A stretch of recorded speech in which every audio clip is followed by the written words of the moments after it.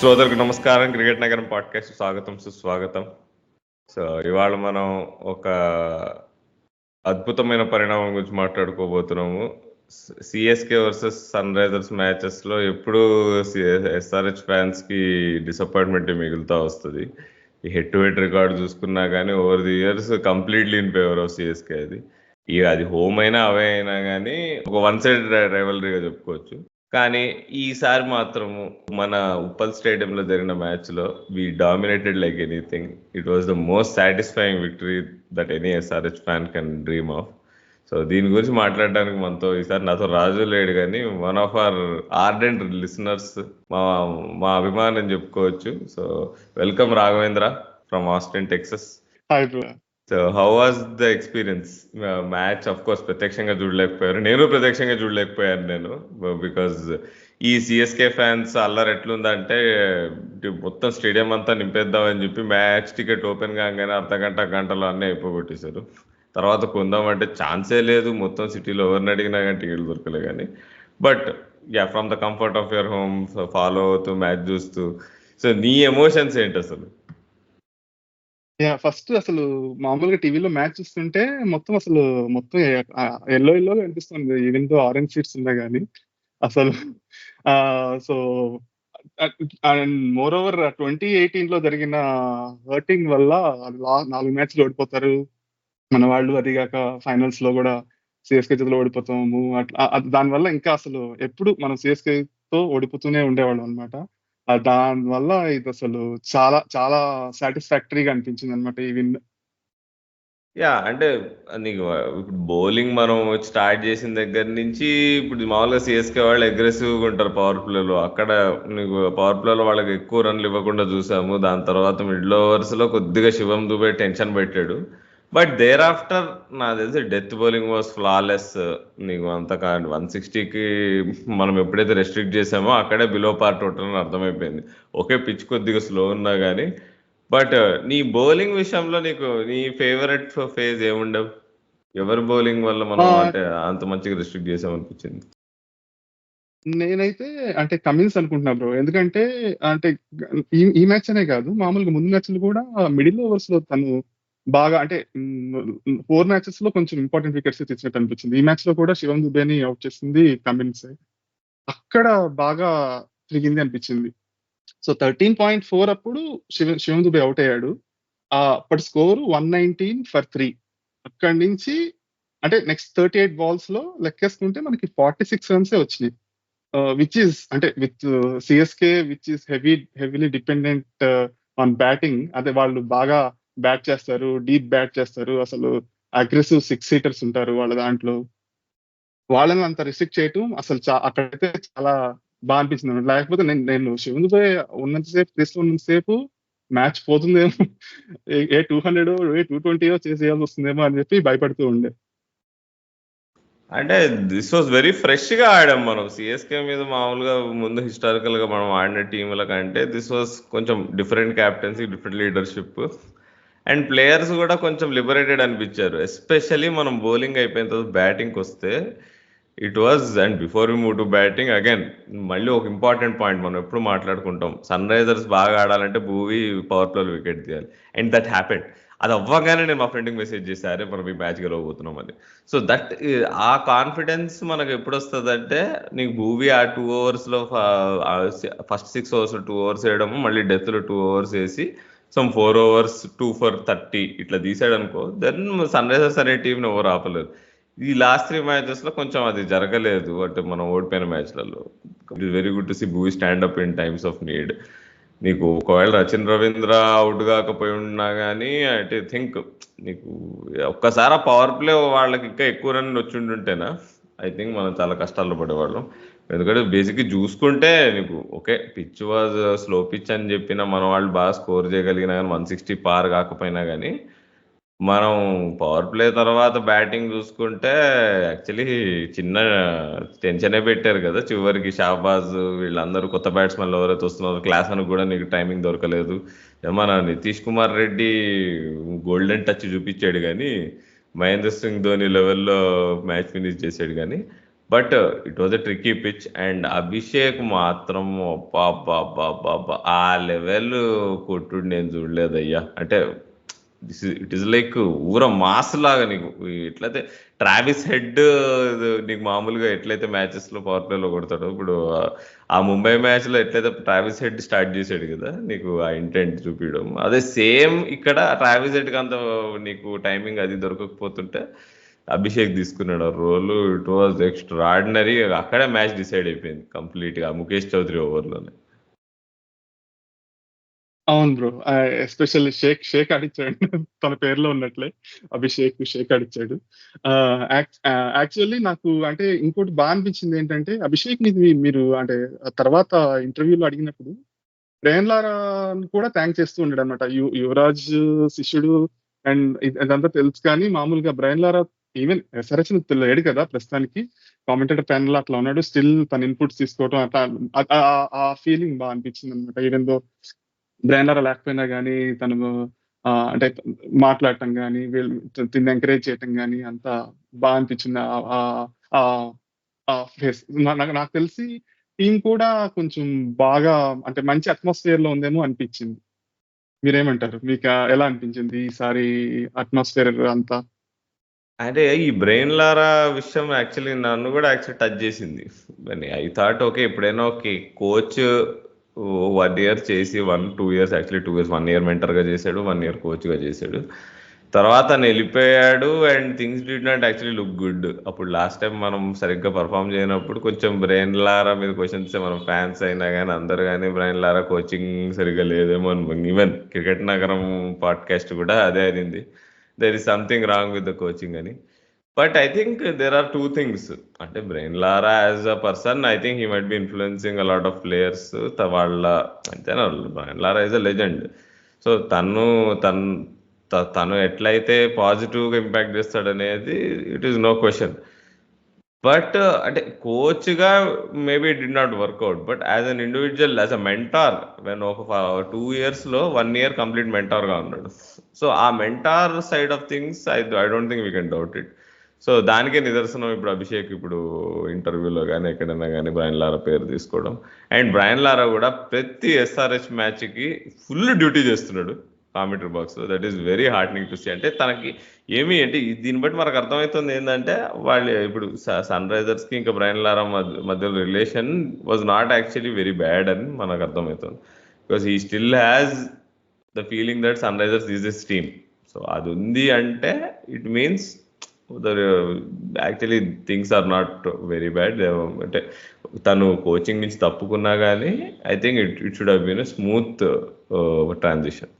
Coming to Don Vettori, నీకు Don విటోరీని చూస్తే ఇప్పుడు మనం అప్పట్లో అయితే ఆర్సీబీ కోచ్, అప్పట్లో డాన్ విటోరీ మీద బాగా జోకులు వేసేటోళ్ళు, కానీ ఆర్సీబీ విషయం ఏముందిలే. కానీ ఇప్పుడు పాపం యాండీ flower top coaches in the world,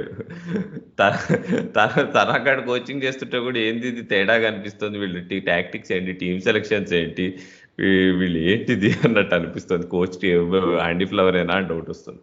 so I think ఒక్కోసారి team culture, team environment plays bigger role than coaching ఏమో. సో ఇప్పుడు మనం చూసుకుంటే ఇప్పుడు సన్ రైజర్స్ టీము ఎంత కాదన్నా ఇప్పుడు మనం 4 కోచ్లను చూసాం ఈ 4 ఏళ్లలో. ఇది రికార్డ్ అవ్వబోతుందో. బట్ ఎన్ని కోచ్లు వచ్చినా కానీ there is some core similarities with how Sunrisers is playing. నీకు టామ్ మూడీ కింద సన్ రైజర్స్ ఎట్లా ఆడిందో మళ్ళీ ట్రెవర్ బేలిస్ కింద కూడా ఐ థింక్ కొన్ని యాంగిల్స్లో మనకు అదే ఇప్పుడు టామ్ మూడీ టీం అన్నట్టే అనిపించింది.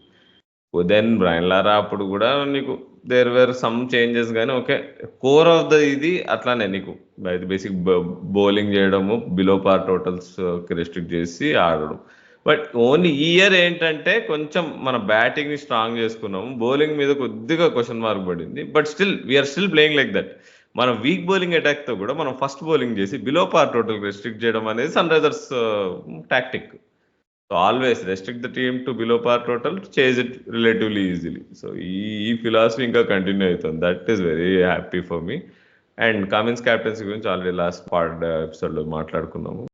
అంటే మాత్రం దానికంటే కూడా ఎందుకో మరి అంటే ఇక్కడ ఫ్యాన్స్ కూడా కొంచెం బాగా ఓన్ చేసుకున్నారేమో ఫస్ట్ నుంచి కమిన్స్ అనిపిస్తా ఉంది. వాళ్ళ ఫ్యాన్ ఇంటరాక్షన్ అక్కడ చూసినా గానీ మంచి చీర్ వచ్చింది కమిన్స్ కి. అంటే యూజువల్లీ ఎలా ఉంటుందంటే ఈ కెప్టెన్సీని మార్చినప్పుడు కొద్దిగా అంటే నేనేమంటున్నానంటే ఇనిషియల్ గా అంటే అంటే సడన్ గా కమిన్స్ మార్చారు అంటే మార్కం ఏమైనా ఫీల్ అయ్యి కొంచెం ఏమన్నా ఆ, ఆ, లోపల వెనకాల బ్యాక్గ్రౌండ్ లో మళ్ళీ అంత స్మూత్ గా ఉండదేమో అట్మాస్ఫియర్ అట్లా అనుకున్నాను కానీ every one is responding well. అది చాలా బాగుంది చూడడానికి. అండ్ మార్క్రమ్ గురించి చెప్పావు కదా, ఎస్ ఆ లాట్ ఆఫ్ క్వశ్చన్ మార్క్స్ ఉండే. మార్క్రమ్ ఎందుకు ఉండాలి టీంలో, లాస్ట్ 2 మ్యాచెస్ లో ఫ్లాప్ అయ్యాడు, ఏదో మిడిల్ వద్దు సరిగ్గా ఆడట్లే అది ఇది అన్నారు. కానీ అందరు నోట్లో మట్టి కొట్టాడు సింపుల్ గా చెప్పాలంటే. నీకు తనకు స్పిన్ ఆడడం రాదన్నాడు, తీక్షణం దానికోసమే పట్టుకొచ్చారు పవర్ ప్లేలో, బట్ తను కూడా డామినేట్ చేశాడు. అండ్ అక్కడ మొమెంటం ఏదైతే అభిషేక్ అవుట్ అయిన తర్వాత లాస్ అయ్యే ఛాన్స్ ఉండేనో దాన్ని ఇమ్మీడియట్ గా సీజ్ చేసి మరీ ఆడాడు. That was a very important innings. మనం ఇప్పుడు ఈ మ్యాచ్ లో ఇప్పుడు సరే అభిషేక్ కి ఎక్కువ క్రెడిట్ ఇస్తున్నట్టు అనిపించినా కానీ, బట్ నెంబర్ ఆఫ్ రన్స్ ఎక్కువ ఉండి 50 runs కొట్టాడు మార్క్రమ్. అండ్ అది చాలా ఇంపార్టెంట్. అది మెయింటైన్ కాకపోయి ఉంటే మళ్ళీ అగైన్ నీకు పిచ్చెస్ మనం గమనించాం, మరి అంత ఈజీ ఏం కాదు. కొంచెం అది కండిషన్స్ నెసెస్ చేసి తను కూడా ఈ గాట్ మూవ్ ఆన్. అండ్ ఇక్కడ మార్కరం క్యాప్టెన్ కాకపోయినా క్లియర్ గా మేనేజ్మెంట్ లో ఉన్నాడు. అది మనం టీమ్ మీటింగ్స్ లో అక్కడ గమనిస్తే కమిన్స్ పక్కన మార్కరం చాలా సార్లు ఉండడం జరుగుతుంది. భూవి బేసిక్గా ఇప్పుడు senior players in the team ఎవరు అంటే కమిన్స్, మార్క్రమ్, భూవి, వీళ్ళు ముగ్గురు నీకు బౌలింగ్ మీటింగ్స్ అయినా నీకు ఆన్ ఫీల్డ్ ఎక్కడైనా కానీ కనిపిస్తుంటారు. So that is a very good sign. ఇప్పుడు భూవి ఈజ్ ద లింక్ అనమాట. గత 10 ఏళ్లుగా సన్ రైజర్స్ లో ఆడుతున్నాడు. So that is the continuity point. So the way that ఈ టీమ్ ఈస్ గోయింగ్ ఫార్వర్డ్, నీకు పాత ప్లేయర్స్, కొత్త తరం ప్లేయర్స్, ఇప్పుడు అభిషేక్ లాంటి వాళ్ళు వీళ్ళందరూ రావడం, అండ్ అభిషేక్ కూడా నీకు టీంని చాలా ఓన్ చేసుకోవడము. తను పోస్ట్ చేసాడు కదా, పోయినేడు మేము ఆడలేకపోయాము, మీకు మంచి మెమరీస్ ఇవ్వలేకపోయాము. So this performance goes to the Sunrisers fans అనుకుంటూ చెప్పాడు కదా. సో నీకు ముంబై మ్యాచ్ తర్వాత కానీ నిన్న కానీ. So that was very heartening to see. I think ఈజీగా ఇక లైఫ్ లాంగ్ ఫ్యానిజం చేస్తారు. SRS fans will have Abhishek in their hearts forever. తను ఇచ్చిన ఈ 2 performances back to back performances లో. అవును బ్రో, లాస్ట్ సీజన్ కూడా కొంచెం బాగానే ఆడాడు. అంటే అంతకు ముందు కొన్ని క్వశ్చన్స్ మార్క్స్ ఉండే కానీ అంటే అభిషేక్ పొజిషన్ ఏంటి టీమ్ లో, అసలు ఎందుకు తిన్ని ఇంత బ్యాక్ చేస్తున్నారు అనే క్వశ్చన్ ఉండేది 2022 వరకు, ఆ ఢిల్లీ ట్రేడ్ అప్పటి నుంచి. బట్ లాస్ట్ ఇయర్ కానీ ఈ ఇయర్ కానీ తన పర్ఫార్మెన్సెస్ తో బ్యాట్ తోనే దాన్ని జస్టిఫై చేసి తను ఎందుకు బ్యాక్ చేశారు అనేది చూపించాడు. అది చాలా హ్యాపీగా ఉంది అసలు. అంటే యూజువల్లీ మన ఎస్ఆర్హెచ్ నుంచి అంటే నేను గమనించినంత వరకు కొంచెం స్లోగానే స్టార్ట్ చేస్తారు. అంటే వార్నర్ బాయ్ ఉన్నప్పుడు కొంచెం ఒక విధంగా ఉండేది, కానీ మామూలుగా పవర్ ప్లేలు కొంచెం కన్సర్వేటివ్ గా అట్లానే చేస్తున్నట్టు. అంటే అలా ఇది కాస్త బాగా అటాకింగ్ గా అట్లా చూడటం చాలా కొత్తగా అనిపిస్తా ఉంది అనమాట. లాస్ట్ 2-3 ఇయర్స్ కూడా కొంచెం స్లో స్టార్ట్స్ వచ్చాయి మనకి. అక్కడే కొంచెం మ్యాచ్ కొద్దిగా దశ కొంచెం తిరిగేది అనమాట. నాకు అది కొంచెం బాగా అనిపించింది ఈ సీజన్. కొంచెం ఫియర్లెస్ గా అప్రోచ్ అవుతాం. అండ్ మోర్ ఓవర్ ఇంతకు ముందు కూడా మనకి టాప్ 3 పర్ఫామ్ చేసేవాళ్ళు మిడిల్ ఆర్డర్ ఎప్పుడు క్వశ్చన్ మార్క్స్ ఉండేవి. ఈసారి కొద్దిగా మిడిల్ ఆర్డర్ లో కూడా కొంచెం ఆ నమ్మకం పెట్టుకునే ప్లేయర్స్ కొంతమంది అనిపించారు అనమాట. ఇప్పుడు మార్క్రమ్ కానీ కొంచెం స్టెబిలైజ్ చేయగలడు.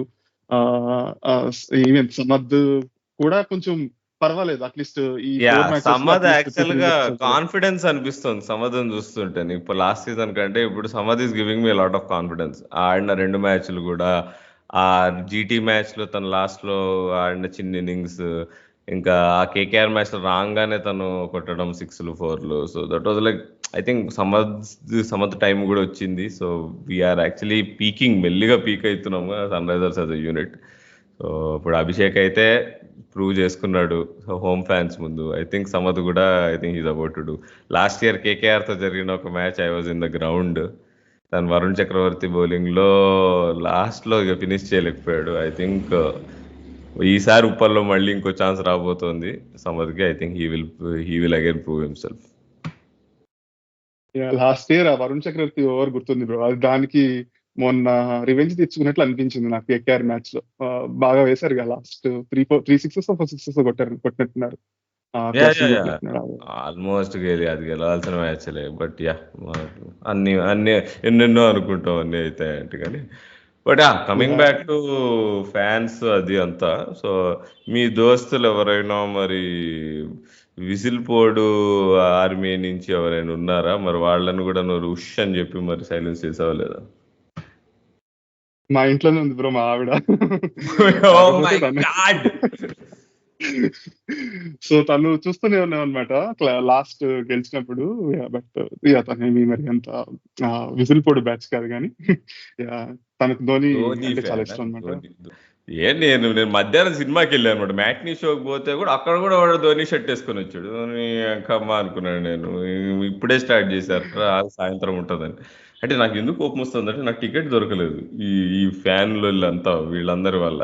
నేను నా రికార్డ్ బ్రేక్ అయిపోయింది. లాస్ట్ ఇయర్ ప్రతి హోమ్ మ్యాచ్ చూసానని, ఈసారి సరే ఫస్ట్ మ్యాచ్ చూడలేకపోయి సెకండ్ మ్యాచ్ నుంచి పక్కా చూడాలనుకుంటే నాకు టికెట్ దొరకలేదు. బట్ ఐ థింక్ ఫ్యాన్స్ అక్కడ స్టేడియంలో మాత్రం రచ్చరచ్చ చేసినట్టు మనం సోషల్ మీడియాలో కనిపిస్తుంది. కానీ కొంచెం లిమిట్లో ఉంటే బెటర్ ఏమో అని అనుకుంటున్నాం. మరీ విర్రవేగుతున్నాం మనము. బికాజ్ అల్టిమేట్గా మనం ఈ రైవలరీలో చూసుకుంటే మనం పెద్ద గెలిచింది ఏం లేదు, సిఎస్కే ఎక్కువ ఉంటాయి. సో అందుకే which is the reason why I was very happy. మనం ఎప్పుడు సిఎస్కేతో బ్యాక్ ఫుట్ మీద ఆడతాము. అండ్ సిఎస్కే మీద టీమ్స్ ఎప్పుడైనా బ్యాక్ ఫుట్లో ఉంటే సిఎస్కే విల్ ఆల్వేస్ ఎగిరి తొక్కేస్తుంది. అట్లాంటి మైండ్ సెట్, అట్లాంటి యాటిట్యూడ్ ఉన్న టీం అది. మనం ఇప్పుడు లాస్ట్ ఒకసారి మనం తలుచుకుంటే ఇట్లా ఫియర్లెస్ గా ఆడినప్పుడే మనం ఎప్పుడైనా సిఎస్కేతో గెలుస్తున్నాము. 2020 అనుకుంటా, అప్పుడు మనం దుబాయ్లో ఐపీఎల్ ఆడినప్పుడు పిల్లలు ఇద్దరు, ఇప్పుడు అభిషేక్ శర్మ, అక్కడ కూడా అభిషేక్ స్టార్, అభిషేక్ ఇంకా ప్రియం గర్గ్ ఆడతారు అనమాట. వాళ్ళిద్దరు ఫియర్లెస్ గా ఆడి ఒక కొలాప్స్ ని ఆపి ఒక 140కి తీసుకెళ్లి మనం అప్పుడు మళ్ళీ డిఫెండ్ చేయగలుగుతాము. అఫ్ కోర్స్ అప్పుడు సిఎస్కే మంచిగా ఆడట్లే కానీ, but that fearless approach is where CSK will be caught napping. నేను ఎప్పుడైనా గమనిస్తే ఇప్పుడు అందుకే టీమ్స్ లైక్ ఇప్పుడు నీకు రాజస్థాన్ వాళ్ళకి మంచి రికార్డు ఉంటుంది, వాళ్ళు ఏం పట్టించుకోరు. నీకు ఈ ధోని ఈ సైకలాజికల్ ఫ్యాక్టర్ని వాళ్ళు దే ప్లే ఇట్ డౌన్. ఇంకా ముంబై గురించి అయితే తెలిసిందే, వాళ్ళకైతే అస్సలు భయం ఉండదు సిఎస్కే అంటే. ఇంకా వాళ్ళకి ఇక వాళ్ళు సమానమైన రైవలరీగా వాళ్ళు సిఎస్కే వాళ్ళు కూడా ట్రీట్ చేస్తారు. బట్ ఈ సన్ రైజర్స్ రైవలరీ అనేది ఎందుకో it has always been in favour of CSK. But I think the time should change, అంటే the tide should change. So I think దానికి పునాది నిలబడిందని నేను అనుకుంటున్నా. And I think rivalry will even get fiercer because CSK fans కూడా చాలా కోపంగా ఉందని నేను కొన్ని వర్గాల నుంచి తెలిసింది నాకు. ఏదైనా మీరు ఇంత ఓవర్ యాక్షన్ చేస్తున్నారు, ఈ గెలిచింది ఒక్క మ్యాచే కదా అని. సో మనం ఇట్లా కాదు, మనం చెపాక్కెళ్ళి కూడా గెలుస్తాం, అంతే కదా. అంతే బ్రో. అంటే అదొక్కటే కొంచెం భయం ఉంది టు బి ఆనెస్ట్. బట్ అక్కడ కొట్టామంటే ఇంకా అల్టిమేట్ మనం. అంటే నేను పెద్ద కాల్ ఏమో, బట్ అంటే ప్లే ఆఫ్స్ కి గ్యారంటీ అనుకుంటున్నాను నేను, ఒకవేళ అది కానీ కొట్టామంటే. యా మనం బట్ చేపాక్లో మనం కొట్టాలంటే మనకు టీం ఉండాలి. బేసిక్గా స్పిన్ వేసే ఆప్షన్స్ పెద్ద లేవు మన దగ్గర, మంచి స్పిన్నర్స్. బికాస్ ఆఫ్ అసనంగా నీకు విడ్రాల్, మనకి ఇప్పుడు ఒక star spinner missing. Mayank Markande ఒక్కడే ఉన్నాడు, ఒక ప్రాపర్ వికెట్ టేకింగ్ స్పిన్నర్. నీకు ఈ షాబాజ్ అయినా, నీకు వాషింగ్టన్ సుందర్ అయినా, and Washington Sundar has been a very big disappointment, చెప్పుకోవాలి మన దాని గురించి. తను ఇట్లా, but is never slow wicket bowler. Washington Sundar is always defensive bowler.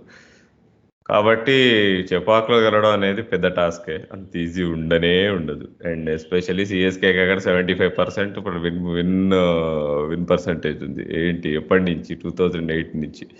మామూలు రికార్డు కాదు అది. సో అది ఆ మ్యాచ్ గురించి పక్కన పెడదాము. సో నెక్స్ట్ మనకి ఏం మ్యాచెస్ ఉన్నాయంటే, 2 డీసీతో ఉన్నాయి మ్యాచెస్, ఒక ఆర్సీబీ మ్యాచ్ ఉంది.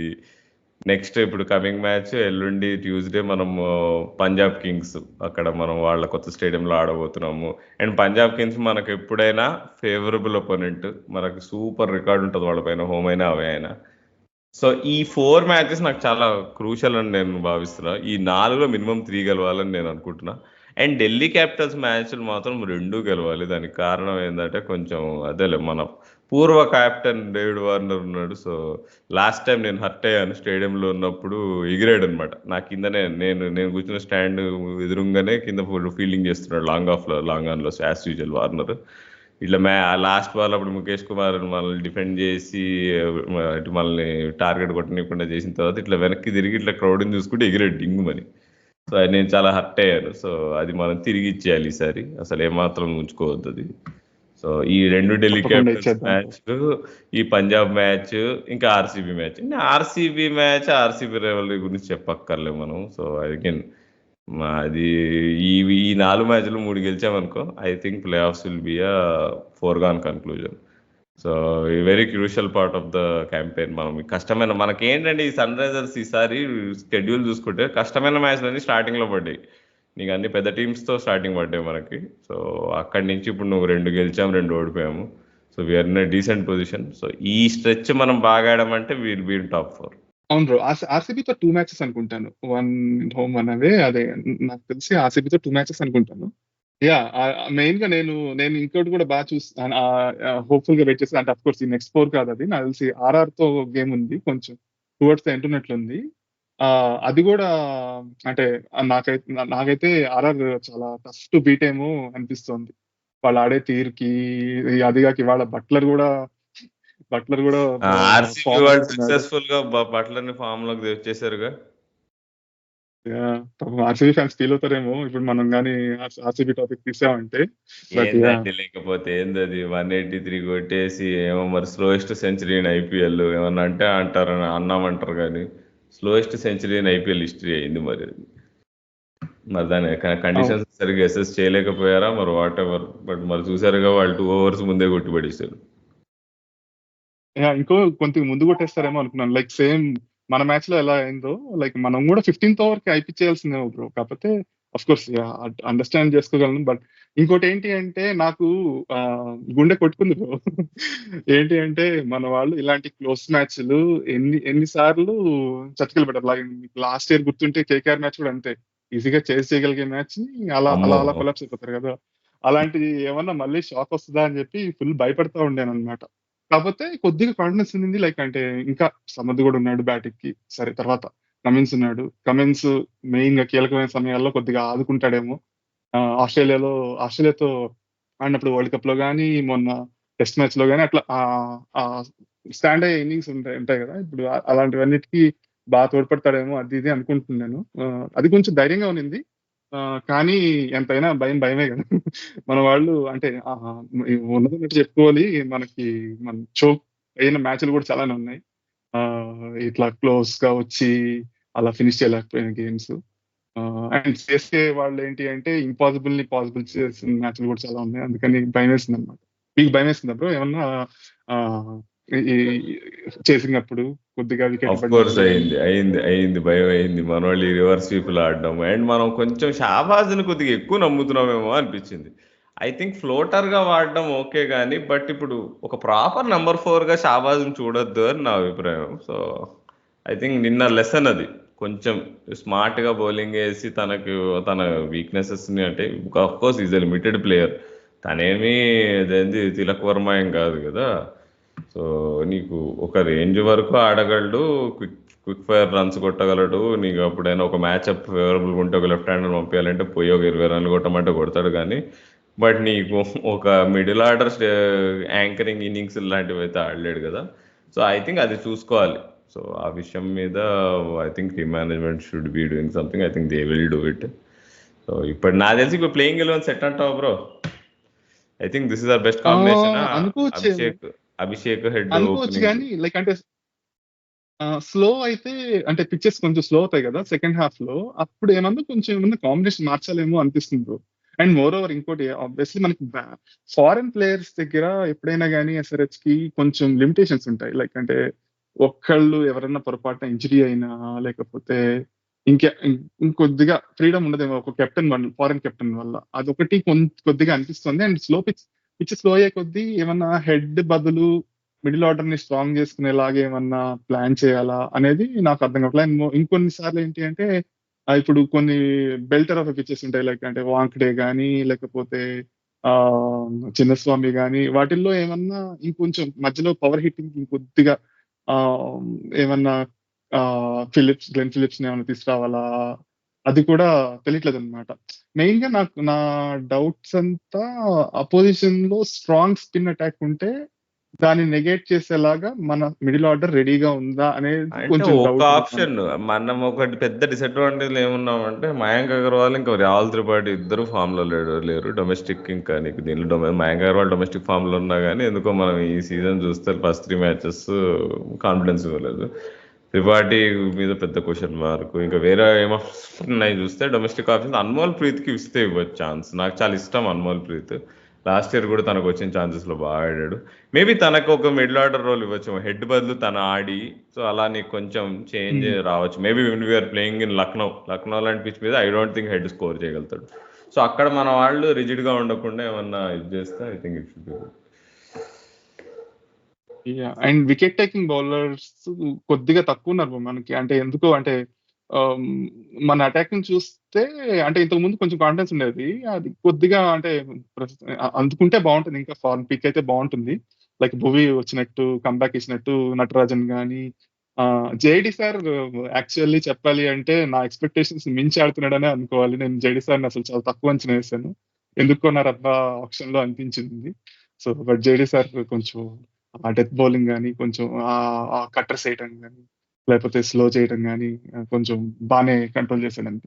యా, జేడీ సార్ గురించి నువ్వు కరెక్ట్ పాయింట్ తీసావు. నేనైతే లీస్ట్ ఎక్స్పెక్టేషన్స్ తో ఉండే. తను ఎన్ని కోట్లు తీసుకున్నా కానీ, ఎన్ని టీంలకు ఆడినా కానీ ఎప్పుడూ ఒక ప్రైమరీ బౌలర్ గా అనిపించలే నాకు. But I think this season is proving himself. ఏమన్నా ఇంకా 100% కాన్ఫిడెన్స్ రావట్లేదు. ఇప్పుడు చిన్నస్వామి లాంటి స్టేడియంలో ఆడినప్పుడు అప్పుడు మనకు జేడీ సార్ టాలెంట్ బయటపడుతుందేమో అని చిన్న భయం నాకు. ఇప్పుడు currently I think is well suited to Uppal స్టేడియంలో. నీకు లాంగ్ బౌండరీస్ అటు ఇటు ఉన్నప్పుడు, స్క్వేర్ బౌండరీస్, తను కరెక్ట్గా డైమెన్షన్స్ ని వాడుకొని బౌలింగ్ వేస్తున్నాడు. కట్టర్స్ అవి బాగా పడుతున్నాయి. పిచ్ కూడా లైట్గా హోల్డ్ చేస్తే is proving himself to be better bowler. But అది ఐ థింక్ మనం ఇప్పుడు జేడీ సార్ని ఫస్ట్ మనం ఆడియలేదు. మనం ఎందుకు ఆడియాల్సి వస్తుందంటే మార్కో యాన్సన్ అక్కడ మనకి బాగా ధారాళంగా అలా రన్స్ ఇచ్చేస్తున్నాడు. పోయిన సీజన్ అంతా ఇచ్చాడు అండ్ ఈ సీజన్ కూడా అట్లానే స్టార్ట్ చేశాడు. కాబట్టి it is better to strengthen the batting and play JD sir అని డిసైడ్ అయ్యారు. I think this the right balance. మనం బ్యాటింగ్ మొత్తం ఫారెన్ వాళ్ళు ఉన్నారు. ఇండియన్ బౌలర్స్ లో నీకు నటరాజన్ యాక్చువల్లీ చాలా ఇంపార్టెంట్ థింగ్. డెత్ బౌలింగ్ లో తను నిన్న సిఎస్కే మ్యాచ్ లో I think he bowled really well. Last over especial గా అసలు రన్స్ అయిపోలేదు. నీకు మిడిల్ ఓవర్ లో ఒక్క ఓవర్ శివం దుబే చేతిలో 2 సిక్స్లు పడ్డాయి కానీ. But I think overall I think Natarajan is a very important part of our team. Hasaranga ఏంటి బ్రో? అంటే మీకు ఏమన్నా ఐడియా ఉందా? లైక్ అంటే నేను ఎక్కడో చూసాను, ఫ్యాక్ట్ చెక్ చేయలేదు, అందుకని అడుగుతున్నాను. హసరంగా వస్తాడంటారా లేకపోతే ఏదో డన్, రూల్డ్ అవుట్ ఇంజురీ అయింది. ఫస్ట్ ఏమో శ్రీలంక బోర్డు పంపిరని చెప్పింది, తర్వాత ఇది పంపిస్తారు కానీ ఇంజురీ అయింది. ఇంక కంప్లీట్లీ రూల్ అవుట్ అయిపోయాడు. ఇక సడన్గా రాడు. మరి ఇంకా మన వాళ్ళు రిప్లేస్మెంట్ ప్లేయర్ని అనౌన్స్ చేయలేదు. మరి అర్జెంట్గా ఏ తబరేష్ షంసీనో ఎవరినో ఒకళ్ళని తీసుకోవాలి. మరి ఎందుకు లేట్ చేస్తున్నారు? అదే ఎవరినైనా కొంచెం అంటే మంచి బౌలర్ పిక్ చేస్తే బాగుంది రీప్లేస్మెంట్ గా. కొద్దిగా ఆ డిపార్ట్మెంట్ మిస్ అవుతున్నాం అనిపిస్తుంది బాగా మన దగ్గర. అంటే ఆబ్వియస్ వీక్నెస్ లా తెలిసిపోతుంది. ఎస్పెషల్లీ ఇప్పుడు మొన్న గుజరాత్ తో ఆడిన మ్యాచ్ లో కూడా వాటి సైడ్ క్వాలిటీ స్పిన్నర్స్ అంటే రషీద్, నూర్ అహ్మద్ వాళ్ళని అసలు అంటే మన వాళ్ళ దగ్గర కొంచెం ఆన్సర్ లేకుండా పోయినట్లు అనిపించింది. బ్యాటింగ్ లో, బౌలింగ్ కూడా మనకి అంత బాగా వేయలేకపోయామేమో అనిపించింది. అందుకని కొద్దిగా ఆ స్పిన్ డిపార్ట్మెంట్ మాత్రం కొంచెం భయంగానే ఉందన్నమాట గోయింగ్ ఫార్వర్డ్. అందుకని మెయిన్ గా రాజస్థాన్ కూడా కొంచెం భయం వేస్తుంది. వాళ్ళ దగ్గర 2 క్వాలిటీ స్పిన్నర్స్ ఉన్నారు, అదే అశ్విన్, చాహల్ రూపంలో. అందుకని బాగా కొంచెం కొడతారేమో అని భయం వేస్తుంది. అంటే ఇక నాకు తెలిసి రెడీ ఉంటాయి టీమ్స్ అందరూ. ఇక సన్ రైజర్స్ వస్తున్నారు మన దగ్గర మ్యాచ్ ఆడడానికంటే ఇక స్లో పిచ్ చేసేయండి రా. వాళ్ళ ఫారెన్ బ్యాట్స్మెన్ అందరికీ కష్టంగా ఉండేటట్టు ఇంకా క్లాసన్కి బాల్ అందకుండా చూసుకుందాము. అండ్ వాళ్ళ దగ్గర మంచి స్పిన్నర్లు లేరు. సో ఐ థింక్ వీళ్ళకి మంచి ఒక క్రిప్టనైట్ లాగా ఉంటుంది స్లో పిచ్ అని అందరికీ కనిపిస్తుంది టెంప్లెట్. బట్ దాన్ని మనం తిప్పి కొట్టబోతున్నాము under our captain Cummins. So అంతటితో మనం ఈ డిస్కషన్ ఆపేయచ్చు. So this was SRH exclusive episode అనమాట. ఒక ఆనందకరమైన ఎస్ఆర్హెచ్ ఎక్స్క్లూజివ్ ఎపిసోడ్. పోయినాడు అన్ని డిసప్పాయింట్మెంట్ లోనే చేసాం ఈ ఎపిసోడ్లు. రాఘవేంద్ర, అసలు నువ్వు చెప్పు, నీకు ఈ క్రికెట్ నగరం పాడ్కాస్ట్ ఎట్లా డిస్కవర్ చేసావు and what do understand more, what do enjoy about cricket నగరం పాడ్కాస్ట్ యాజ్ అ లిజనర్? నా పర్స్పెక్టివ్ మారింది బ్రో. లైక్ అంటే చూసే విధానం చాలా మారింది. నేను ఎక్స్‌ప్లోర్ చేసిందంటే గూగుల్ పాడ్‌కాస్ట్‌లో ర్యాండమ్‌గా తెలుగు కొడుతూ ఉండేవాడిని. అంటే నాకెందుకో మన నేటివిటీ తెలుగుని బాగా ఎంకరేజ్ చేయాలనిపిస్తా ఉండేది. అందుకని పాడ్‌కాస్ట్ కొత్తగా ఉన్నప్పుడు ఊరికనే ఎప్పటికప్పుడు సెర్చ్ చేస్తూ ఉండేవాడిని. వన్స్ మీది వచ్చింది అండ్ మీది కొలాబరేషన్ కూడా ఒకటి ఉంది కదా! టాలీవుడ్ ప్రాజెక్ట్ దాంతో అక్కడ ఎన్‌కౌంటర్ అయినట్టున్నాను. ఆహ్, అప్పటినుంచి క్రమం తప్పకుండా ప్రతి ఎపిసోడ్ వింటూ ఉంటాను. రిలీజ్ అయిన వెంటనే వింటానని నేను చెప్పను గానీ, బట్ ఒకవేళ కుదరక వినకపోయినా గానీ, వెనక్కి వెళ్ళన్నా గానీ వినటం చేస్తూ ఉంటాను. ఆహ్, నాకు అంటే టెస్ట్ మ్యాచెస్ అయితే మాత్రం మీ మీ వ్యూ పాయింట్ చాలా అనిపిస్తుంది. అండ్ అంటే నేను చూసే విధానం అయితే డెఫినైట్‌లీ మీ దాని వల్ల చాలా ఇంప్రూవ్ అయిందని అనుకుంటున్నాను. ఓకే. మీ ఫేవరెట్ క్రికెట్ నగరం పాడ్‌కాస్ట్ ఎపిసోడ్ ఏంటి? ఆహ్, ఆ!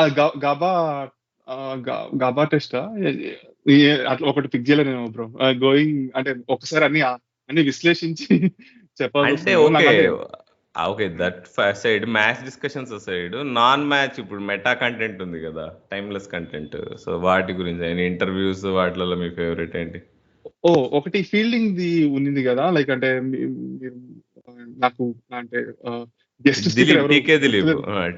టీకే దిలీప్ కరెక్ట్. ఇప్పుడు కరెంట్ ఇండియన్ ఫీల్డింగ్ కోచ్ ఆయన. కరెక్ట్. ఆ డిస్కషన్ చాలా అనిపించింది బ్రో. అంటే పర్స్పెక్టివ్ అంటే బిహైండ్ ద సీన్స్ ఎలా జరుగుతుంది అనే యాంగిల్ కొంచెం అనిపించింది. లైక్ అంటే ఎస్పెషల్లీ ఆహ్, ఆహ్, ప్లేయర్స్ తీసుకునేవి ఇవి గాని అదే డిస్కస్ చేసింది గదా! చాలా అనిపించింది. యాహ్! ఇంతవరకు ఎవరు వినకపోతే definitely go through our episodes. నేను లింక్ కూడా షో నోట్స్‌లో చూపిస్తాను నేను. So, TK Dileep current Indian fielding coach. Rahul Dravid ఏమో హెడ్ కోచ్. టీకే దిలీప్ ఏమో ఫీల్డింగ్ కోచ్. తనతో మేము ఎప్పుడో తను ఫీల్డింగ్ కోచ్‌గా అపాయింట్ కాకముందే మేము ఒక ఎపిసోడ్ చేసాము. So, it was one of our best episode. మేము చేసినప్పుడు బాగా ఎంజాయ్ చేసాం. లిసనర్స్ దగ్గర నుంచి కూడా మాకు ఇప్పుడు రాఘవేంద్ర చెప్పినట్టు ఫీడ్‌బ్యాక్ అట్లానే వస్తది. So, that was the best episode అని. So yeah, if you haven't listened already, మీరు ఇంకా వినకపోతే ఖచ్చితంగా వినండి. అండ్ మూవింగ్ ఫార్వర్డ్ ఇప్పుడు మాకు చాలా మంది మెసేజ్ చేస్తుంటారు ఇప్పుడు. So Raghavendra is one of them. అలానే ఇప్పుడు ఇంకా చాలా మంది సూపర్ ఫ్యాన్స్ ఉన్నారు. సో అట్లాంటి వాళ్ళకి ఇప్పుడు మేము ఎప్పుడు ఛాన్స్ ఇవ్వదలుచుకుంటూ ఉంటాం. So whoever is interested to be on the episode, make sure you DM us and keep talking to us, give your feedback and express your interest. ముందైతే వ్యక్తం చేయండి మీరు ఈ పాడ్కాస్ట్ మీద మేము మా మా గొంతు కూడా వినాలనుంది మాకు అని మాకు చెప్పారంటే మేము definitely will look at the chances. And ఎప్పుడు మాకు ఆపర్చునిటీ ఇవ్వచ్చు అనుకున్నా కానీ ఇప్పుడు ఇవాళ రాఘవేంద్రకి ఇచ్చినట్టు I think everybody will get their chance. Thank you for having me on the show Rahul garu. మన ఎస్ఆర్హెచ్ ఇలానే ముందుకు తొక్కుకుంటూ పోయి మనకి ప్లే ఆఫ్స్ కప్పు తీసుకురావాలని 2018లో మిస్ అయిన కప్పు 2024లో రావాలని కోరుకుంటున్నాను. సో విన్నారు కదా. సో మనం ఇదే మూడులో హైదరాబాద్ నుంచి బయలుదేరి చెన్నైలో ఐపీఎల్ ఫైనల్ ఆడడానికి రెడీగా ఉందాం అందరం. సో ఇది మరీ చాలా ముందు ఆలోచిస్తున్నాం అనుకోవచ్చు. ఫస్ట్ అయితే చెన్నై పోయి సిఎస్కేని కొట్టాలి, ఇంకా వేరే టీమ్స్ అందరినీ కొట్టి టాప్ 4 ఫినిష్ చేసి ప్లే ఆఫ్స్లో ఎలిమినేటర్లు క్వాలిఫైర్లు ఆడి చాలా ఉంది. బట్ మన ఆశలు మన ఆశయాలు ఎప్పుడైనా ఎక్కువగానే ఉంటాయి. So because we are Sunrisers, ఎప్పుడైనా పైకి ఎగురుతూ ఉంటాం మనం. So hoping for superb season ahead. So ప్రతి మ్యాచ్కి ఇట్లాంటి ఎస్ఆర్ఎస్ ఎపిసోడ్స్ చేయడానికి కుదరకపోవచ్చు. But you will definitely hear from us regularly. So ఇంతటితో ఈ ఎపిసోడ్ సమాప్తం. నేను మీ క్రికెట్ నాయకుడు Rahul, signing off with Raghavendra.